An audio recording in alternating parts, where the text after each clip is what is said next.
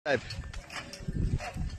ધર્મના ધોરી બે હાલ્યા જાય છે અને એની તમે સિસ્ટમ જોવો, ખાલી અવાજના આધારે. છોકરાના હાથમાં કશું જ નથી અને ખાલી એમ અવાજના આધારે આમ જોવો, આ કુંડામાં પાછળ આગળ જે કાંઈ કરવું ને ખાલી બોલે ને ક્યાં બળદો કરી રહ્યા છે.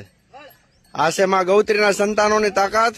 કેમ કે ભારત દેશ આની ઉપર નિર્ભર હતો અને આ ડીઝલની ને પેટ્રોલની તંગી છે તો પુનઃ ક્યાંક આની જરૂર ન પડે. આમ ખાલી અવાજ જોવો તમે, ખાલી આગળ પાછળ જેમ કે એમ.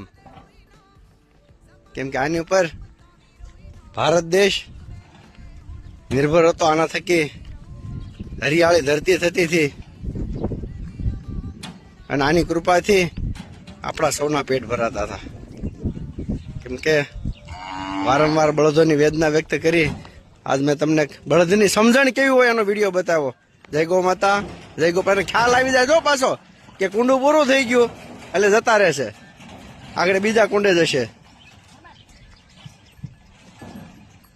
અને એને ખ્યાલ છે ક્યાંથી ક્યાં જવાનું એ ખ્યાલ છે પાછો. હવે સીધા મોઢે જાય છે ત્યારે છોકરો નીચે જ ઉભો છો, અવાજ ઉપર હાલે છે આખું બધું. જાઓ આમ ખાલી આમ તમે નજર કરો યાર, દિલ ખુશ થઈ ગયું. એટલા વર્ષથી ગૌ સેવા કરીએ છે ને, આજ પહેલી વખત મારું દિલ ખુશ થયું કે કેવી સમજણ. એમ એટલી સમજણ ખરેખર એમ ગણે ને માણસની ટૂંકી પડે. વાહ ભાઈ વાહ, જય ગૌ માતા. આનંદ આવી ગયો ભાઈ આજ.